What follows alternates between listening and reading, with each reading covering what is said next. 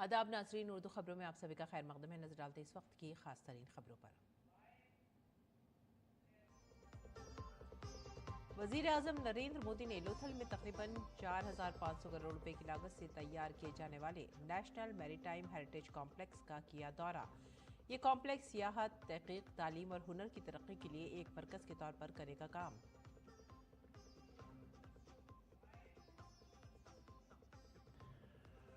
वजीर आजम ने गुजरात के भावनगर में समुद्र समृद्धि प्रोग्राम में की शिरकत। 34,200 करोड़ रुपए से ज्यादा के प्रोजेक्टों का किया इफ्तिताह और रखा संगे बुनियाद। कहा, चिप से लेकर जहाज तक सब कुछ भारत में किया जाएगा तैयार।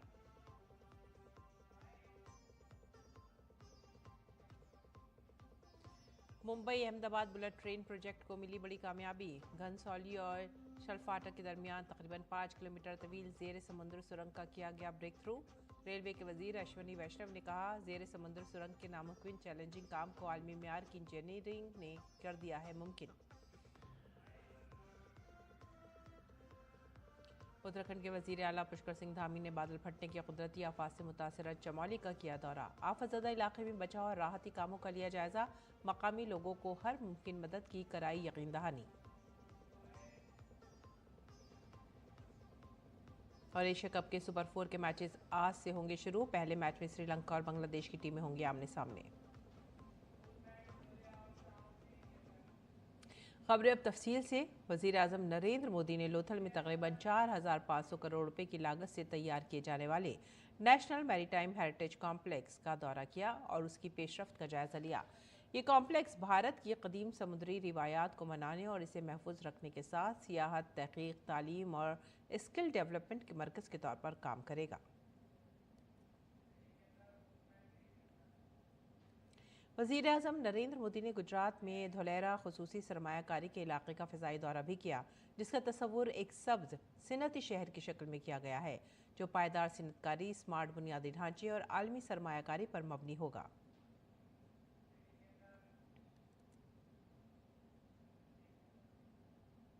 वज़ीर आज़म नरेंद्र मोदी ने गुजरात दौरे पर भावनगर में समुद्र से समृद्धि प्रोग्राम में शिरकत की और 34,200 करोड़ रुपए से ज़्यादा के कई तरक्याती मंसूबों का इफ्तिताह और संग बुनियाद रखा। वज़ीर आज़म मोदी ने इंदिरा डॉक पर मुंबई इंटरनेशनल क्रूज़ टर्मिनल का भी इफ्तिताह करने के अलावा पीएम मोदी ने पारादीप पोर्ट पर एक नई कंटेनर बर्थ, कंडला में एक असीर जहती कार्गो बर्थ और ग्रीन बायो मेथनॉल प्लांट समेत पटना और वाराणसी में जहाज़ की मरम्मत की सहूलियात का संग बुनियाद रखा। इस मौके पर उन्होंने आवाम से खिताब करते हुए दूसरे ममालिक पर इन्हिसार को सबसे बड़ा दुश्मन करार दिया और अहले वतन से इसे मात देने की अपील की।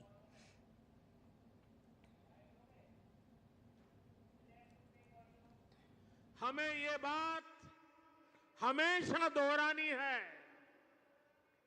जितनी ज्यादा विदेशी निर्भरता उतनी ज्यादा देश की विफलता। विश्व में शांति, स्थिरता और समृद्धि के लिए दुनिया की सबसे बड़ी आबादी वाले देश को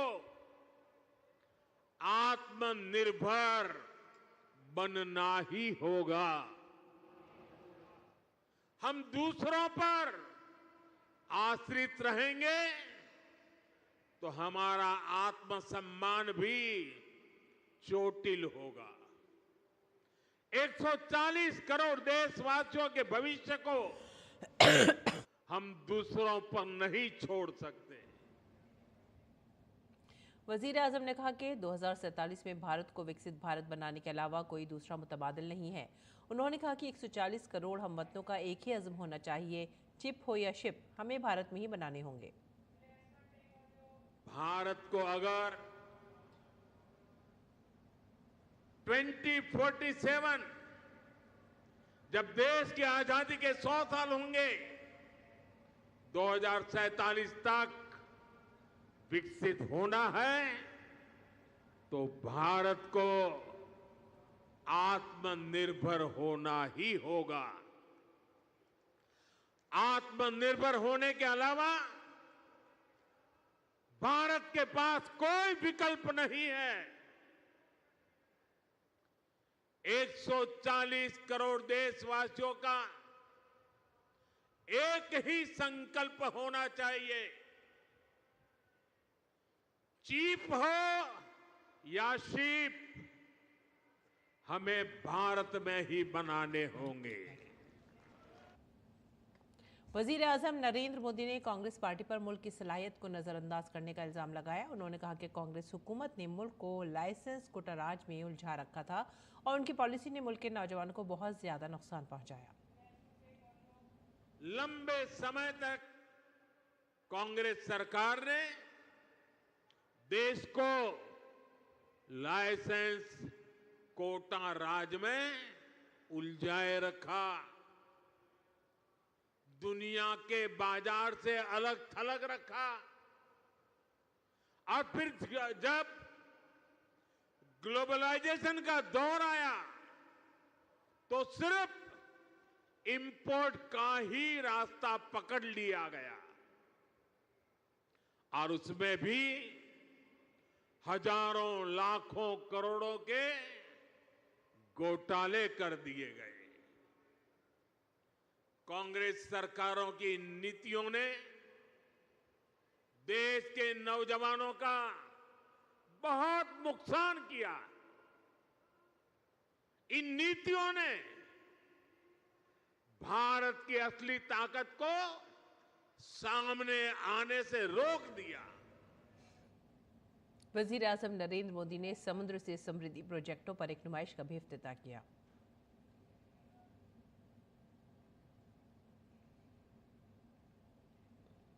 और वजीर आजम की रैलियों में लोग अक्सर अपने जज्बात का इजहार पेंटिंग के जरिए करते हैं। भावनगर में रैली के दौरान एक बच्चे ने उनकी पेंटिंग बनाई। ये दिखाते हुए वो बहुत जज्बाती हो गया। पीएम मोदी ने उसे स्टेज से तसल्ली दी और उसकी हौसला अफजाई की। एक छोटा बालक चित्र बना करके लाया है, कब से खड़ा है, उसके हाथ दुखते होंगे, कोई जरा इसको कलेक्ट करे। छोटा सा बालक है, शाबाश बेटे।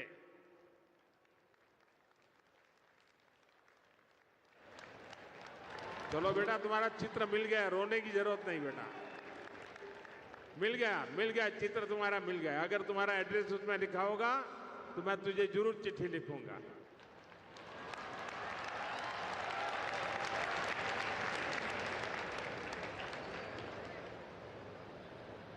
साथियों, ये छोटे छोटे बच्चों का प्यार, इससे बड़ी जीवन की पूंजी क्या हो सकती है। वजीर आजम मोदी की आमद पर भावनगर में लोगों का जोश खरोश काबिल दीद था। आइए देखते हैं इसकी कुछ झलकियां।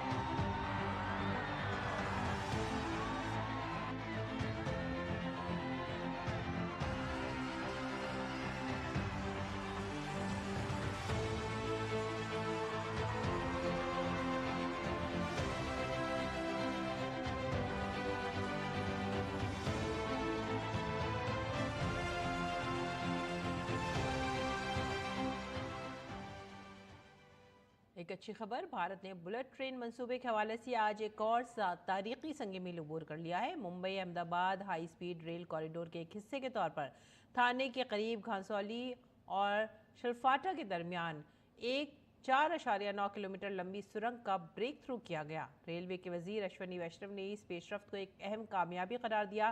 डीडी न्यूज़ से खुसूसी बात करते हुए वजीर रेलवे ने कहा कि इस मंसूबे का ज़ेर समंदर हिस्सा कुछ मुश्किल था, लेकिन इसे आलमी मेयार की इंजीनियरिंग के जरिए पूरा किया गया और इसे मुमकिन बना दिया गया। मुंबई अहमदाबाद बुलेट ट्रेन परियोजना में एक बड़ा माइलस्टोन अचीव हुआ है, जो मुंबई से अहमदाबाद के बीच में एक बहुत ही कठिन सेक्शन है मुंबई ठाणे वाला, जो कि अंडर सी समुद्र के नीचे टनल बनाने का काम है। इसमें आज एक 4.8 किलोमीटर, समझो 5 किलोमीटर का एक सेक्शन आज ओपन हुआ है, जो यहाँ पर आपके सामने है। जो ये प्रोजेक्ट बहुत ही कॉम्प्लेक्स प्रोजेक्ट है। उसमें समुद्र के नीचे भारत में पहली बार टनल बन रही है, तो इस टनल का आज का ये वाला सेक्शन खुलना एक बड़ा माइलस्टोन है। Mumbai Ahmedabad high speed project की बहुत ही अच्छी प्रोग्रेस है।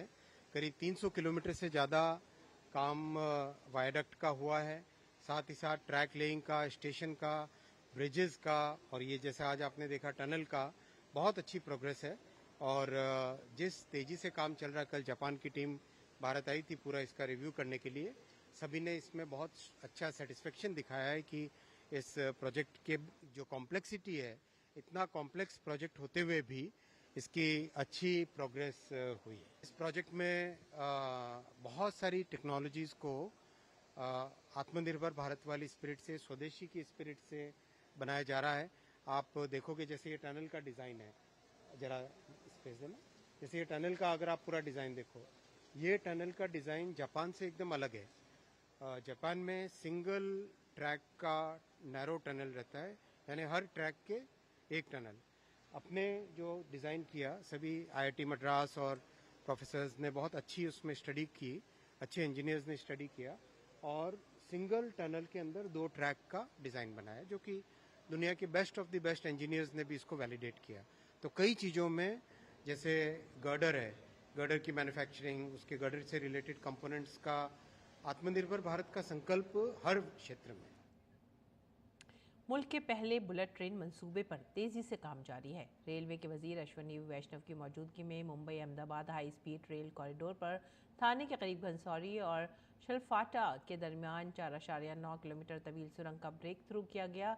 इसमें शामिल हर फर्द की मेहनत रंग ला रही है। हमारे नामा निगार शिशिर शिलार ने इस प्रोजेक्ट से वाबस्ता लोगों से बात की, जिन्होंने बताया कि बहुत से चैलेंजेस के बावजूद काम तेजी से जारी है।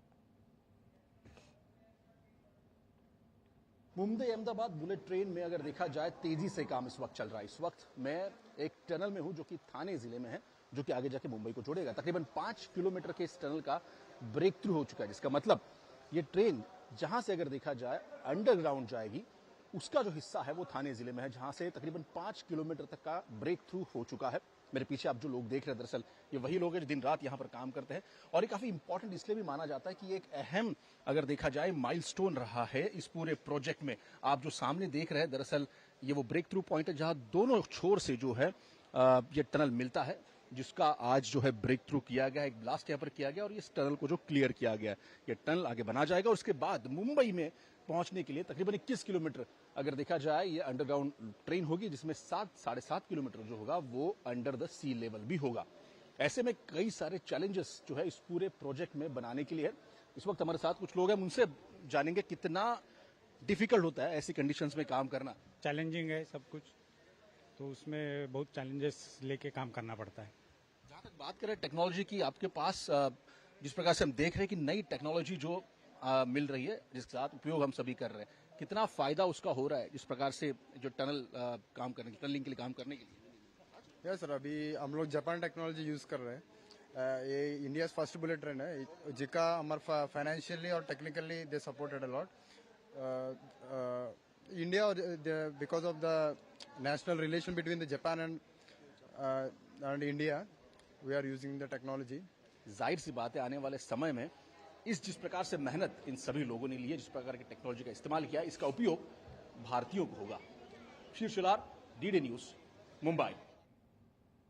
और उत्तराखंड के वजीर आला पुष्कर सिंह धामी ने आज उत्तराखंड के चमोली जिले के नंदागढ़ में 17 सितंबर को बादल फटने से हुई तबाही के तीसरे दिन के मौके पर आपस से मुतासरा इलाके में जारी बचाव और राहती कार्रवाइयों का जायजा लिया।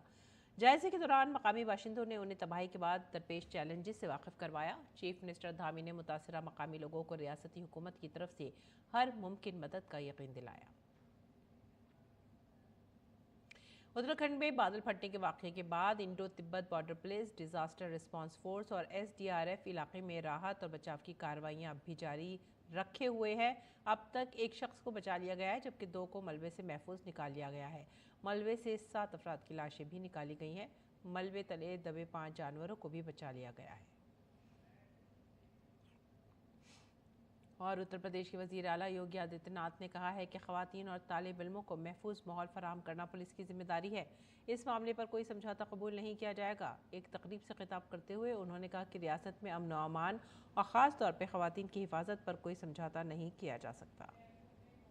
महिला संबंधी अपराध में संलिप्त एक अपराधी बाहर से आया था और संभवतः मारीच की तरह घुसा था, लेकिन जब यहाँ की पुलिस की गोली ने उसकी शरीर को छलनी किया तो कल वो चिल्ला रहा था कि साहब मैं गलती से उत्तर प्रदेश की सीमा में आ गया हूं, आगे से ये दुस्साहस नहीं करूंगा। और यह हर उस अपराधी को करना पड़ेगा जो महिला सुरक्षा में सेंध लगाएगा, उनके सम्मान और उनके स्वावलंबन में उसमें बाधक बनेगा।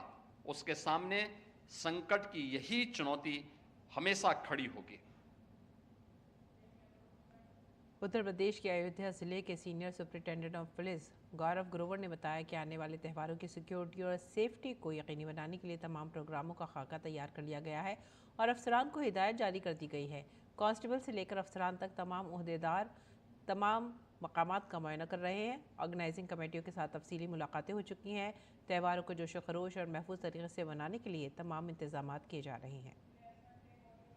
जितने भी आयोजन आगामी त्योहारों को दृष्टिगत रखकर होने हैं, उन सब की रूपरेखा बना ली गई है। अधिकारियों को दिशा निर्देश दे दिए गए हैं। स्थलीय निरीक्षण हमारे बीट कांस्टेबल से लेकर के सभी गस्टेड ऑफिसर्स द्वारा किया जा रहा है।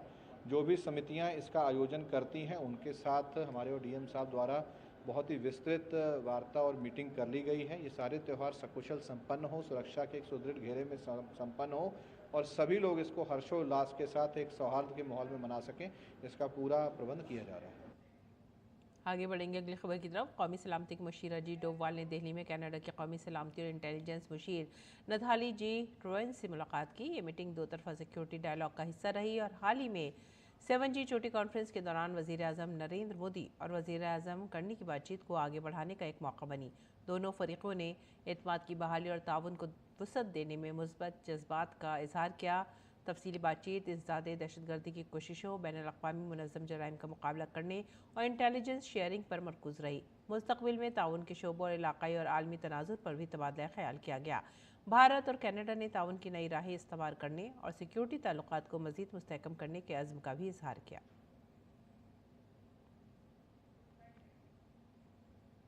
सेंट्रल एडमिनिस्ट्रेटिव ट्राइब्यूनल्स 2025 की 10वीं ऑल इंडिया कॉन्फ्रेंस का इनेकाद आज नई दिल्ली के भारत मंडपम में किया गया। मरकजी वजीर डॉक्टर जितेंद्र सिंह ने तकरीब की सदारत की। इस कॉन्फ्रेंस में वजीर कानून अर्जुन राम मेघवाल और chief justice of India justice Bhushan Ram Krishna Gavai ने बतौर मेहमान खुसूसी शिरकत की। तकरीब से खिताब करते हुए chief justice of India BR गवाई ने कहा कि कैट ने फ़िलहाल दायर 6 लाख मुकदमात में से 4 लाख का निपटारा किया है, लेकिन अपीलों की बड़ी तादाद ज़ेर समात होना अब भी बाइस तशवीश है। इस मसले को हल करने के लिए उन्होंने एक सेंट्रल एजेंसी बनाने की वकालत की जो इस बात की निगरानी कर सके कि कौन सा मामला काबिल अपील है और कौन सा नहीं। उन्होंने ट्राइब्यूनल्स की सर्विस कंडीशन को बेहतर बनाने की ज़रूरत पर भी जोर दिया। Current disposal and pending case status on CAT's website also reveals that CAT has disposed of nearly 4 lakhs of the 6 lakh cases instituted in the tribunal so far. These numbers reflect the immense effort, discipline, and dedication that have gone into making of tribunal a functional and a responsive institution. We must therefore also reflect on the continuing challenge of pendency. Despite commendable disposal rates, pendency of administrative tribunal remains a significant concern, as it is so even with the pendency in the courts. You can have some central agency to filter as to whether really the matters deserve to be appealed or not. That will greatly reduce the pendency of the matters before the court. Congress leader Rahul Gandhi और Sam Pitroda को अपने अपने बयानात की वजह से तनकीद का सामना करना पड़ रहा है। बीजेपी के कौमी जनरल सेक्रेटरी तरुण चुग ने दोनों लीडर को निशाना बनाया। उन्होंने कहा कि राहुल गांधी का भारत के खिलाफ लड़ने का बयान और सैम पिट्रोडा का पाकिस्तान को अपना घर कहने का बयान कांग्रेस की पाकिस्तान नवाज जहनीत का सबूत है। उन्होंने कहा कि यासीन मलिक के लिए सुर्ख कालीन बिछाना और कसाब के लिए अदालत जाना कांग्रेस का असली मुल्क दुश्मन चेहरा साबित करता है। और कभी यासीन मलिक जैसे दुर्दांत आतंकवादी जिसने एयरफोर्स के अधिकारियों सहित दर्जनों नागरिकों की हत्या की है, उसके लिए रेड कारपेट बिछाना, कसाब जैसे हत्यारे के लिए आधी रात को अदालत का दरवाजा खटखटाना, खुलवाना, बाटला हाउस के आतंकों के लिए आंसू बहाना, गांधी वाड्रा परिवार को देश से माफी मांगनी चाहिए, क्योंकि सैम पित्रोदा का बयान कोई चूक नहीं है, बल्कि कांग्रेस की मानसिकता का हिस्सा है पाकिस्तान प्रेम और भारत के इंस्टीट्यूशंस का विरोध। वज़ीर आज़म नरेंद्र मोदी की 75वीं सालगिरह के मौके पर सेवा पखवाड़ा मुहिम के तौर पर मनाया जा रहा है। इस मुहिम के तहत वज़ीर आज़म की ज़िंदगी पर मबनी एक मुतासिरकुन शॉर्ट फिल्म बदायूं के उज्जैनी में वाक़े ADX सीन कॉम्प्लेक्स में दिखाई गई। दानिश्वर और पार्टी के नुमाइंदों की एक बड़ी तादाद और मरकज़ी वज़ीर मुमलिकत BL वर्मा ने इसे बड़े शौक़ से देखा और वज़ीर आज़म की ज़िंदगी से तहरीक ली। मरकज़ी वज़ीर मुमलिकत BL वर्मा ने कहा कि आज का भारत ऐसा नहीं है जो किसी से डरे। आज दुनिया के तरक्की याफ्ता ममालिक हिंदुस्तान की तरफ देखते हैं। हिंदुस्तान की GDP इतनी जल्दी इतनी बुलंदियों तक कैसे पहुंची, ये तहक़ीक़ का मौजू बन गया है जो काबिल फ़ख्र है। उन्होंने सभी से स्वदेशी को अपनाने की अपील भी की। मुल्क की रियासतों पर कर्ज़ों का बोझ तेज़ी से बढ़ रहा है।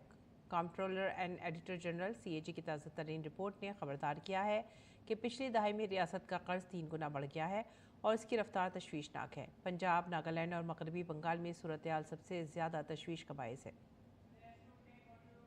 CAG की ताज़ा तरीन रिपोर्ट में इंकशाफ किया गया है कि हिंदुस्तान की तमाम 28 रियासतों का अवामी कर्ज साल 2013-14 में तकरीबन 17.57 लाख करोड़ रुपए था और 2022-23 के आखिर तक ये बढ़कर 59.6 लाख करोड़ हो गया, जो 10 सालों में 3 गुना ज्यादा है। माशी पैमाने पर रियासती कर्जा GDP के 16.6% से बढ़कर 23% हो गया है। कुछ रियासतें शदीद तरीन कर्ज का सामना कर रही हैं। पंजाब का कर्ज इसके GSDP का 40.35% है, जबकि नागालैंड का तकरीबन 37% और मगरबी बंगाल का तकरीबन 33.7% है।